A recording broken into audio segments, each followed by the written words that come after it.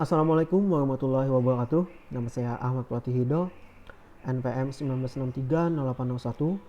Saya dari kelas 6D TI Regular Pagi BZM. Di sini saya akan mempresentasikan hasil dari kerja saya, yaitu tentang manajemen waktu proyek pada mata kuliah manajemen perangkat lunak. Langsung saja. Nah, waktu proyek. Waktu proyek atau biasa disebut umur proyek merupakan salah satu atribut proyek yang sangat penting dalam manajemen proyek. Kegagalan mengelola waktu proyek akan berakibat pada penyelesaian proyek yang tidak tepat waktu. Dari hasil studi pada tahun 1995, Standish Group Cost menemukan bahwa rata-rata penyelesaian proyek-proyek IT molor hingga 222% dari waktu proyek yang telah direncanakan.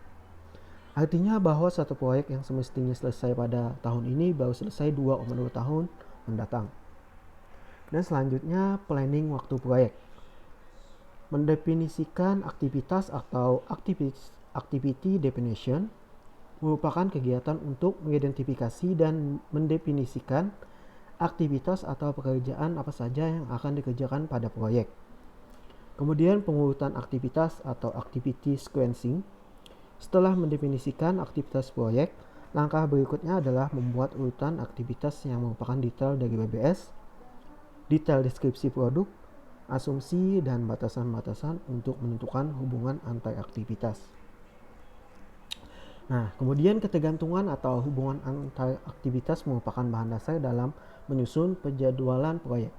Terdapat 3 aturan dasar dalam menyusun urutan aktivitas. Yang pertama, ketergantungan mandatori. Yang kedua, ketergantungan lepas.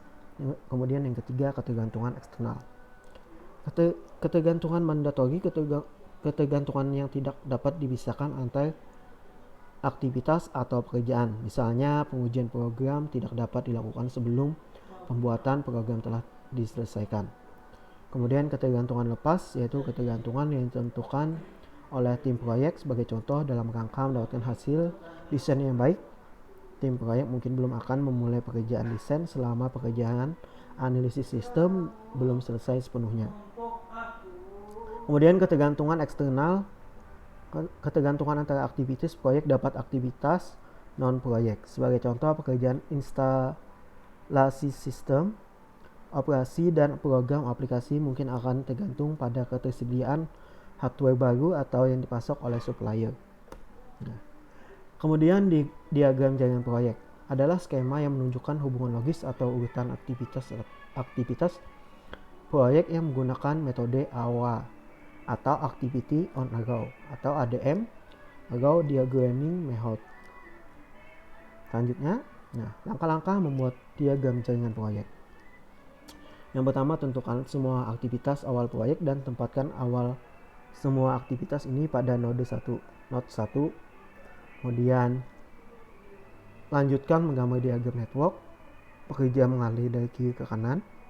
Kemudian yang ketiga, lanjutkan menggambar diagram jaringan proyek sampai seluruh aktivitas tergambarkan pada diagram. Sebagai acuan lainnya, semua anak panah sedapat mungkin digambarkan mengalir ke depan atau ke arah kanan dan hindari anak panah yang saling menjelang antar node. Selanjutnya, Precedence Diagramming Method atau PDM. Metode pembuatan diagram jaringan kerja proyek menggunakan simbol kotak sebagai representasi aktivitas proyek. Metode ini lebih memperlihatkan hubungan waktu pada PDM. Aktivitas dinyatakan dalam bentuk kotak dan hubungan antar aktivitas dinyatakan dengan anak panah. Metode ini lebih populer dibandingkan dengan metode ADM dan lebih jelas dalam menggambarkan bentuk hubungan aktivitas sebagai ilustrasi contoh diagram PDM berikut bisa kita lihat. Nah, ini adalah gambaran.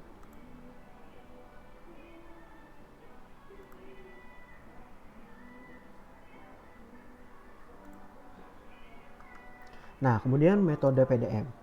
Yang pertama adalah finish to start, yaitu suatu aktivitas tidak dapat dimulai selama aktivitas sebelumnya belum berakhir.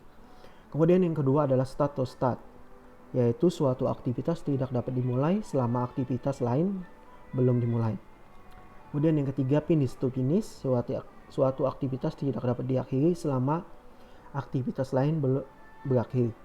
Kemudian yang keempat, start to finish. Suatu aktivitas tidak dapat diakhiri selama aktivitas A belum dimulai. Nah, metode jalur kritis atau critical path method disebut juga analisis jalur kritis, merupakan analisis jalan proyek yang digunakan untuk memperkirakan total durasi atau umur proyek. Jalur kritis proyek adalah sekumpulan aktivitas yang menentukan waktu paling cepat selesainya proyek. Untuk menentukan jalur kritis ini ada 3 macam, yaitu yang pertama, susun diagram jaringan yang baik untuk memudahkan gunakan metode ADM lengkap dengan durasi waktunya. Kemudian yang kedua, identifikasi seluruh jalur yang mungkin di mana jalur tersebut menghubungkan awal proyek hingga akhir proyek. Kemudian yang ketiga, hitung waktu total masing-masing jalur, disebut jalur kritis. Nah, kemudian menghitung pre-plot dan total plot untuk menghitung waktu kritis. Pre-plot adalah total waktu tunda aktivitas tanpa menunda mulainya aktivitas berikutnya.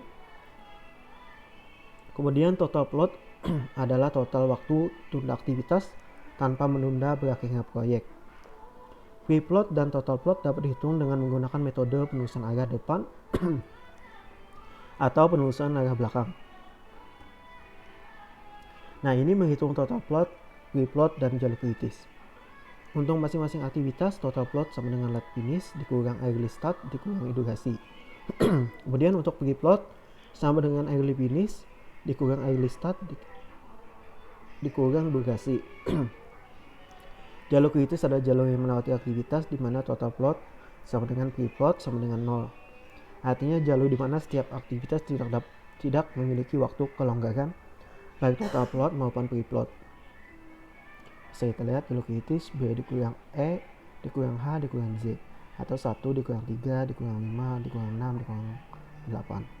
Bisa kita lihat. Nah, kemudian analisis PERT atau Program Evaluation and Review Technique merupakan metode analisis jaringan untuk memperkirakan umur proyek dengan memperhitungkan faktor ketidakpastian waktu masing-masing aktivitas. Bisa kita lihat sini. Nah, kemudian mempertimbangkan 3 jenis waktu, yaitu waktu optimis, waktu normal, dan waktu pesimis. Kemudian jadwal proyek. Perubahan-perubahan yang terkait dengan pelaksanaan jadwal proyek dapat terjadi karena kurangnya kemampuan dalam mendefinisikan aktivitas proyek.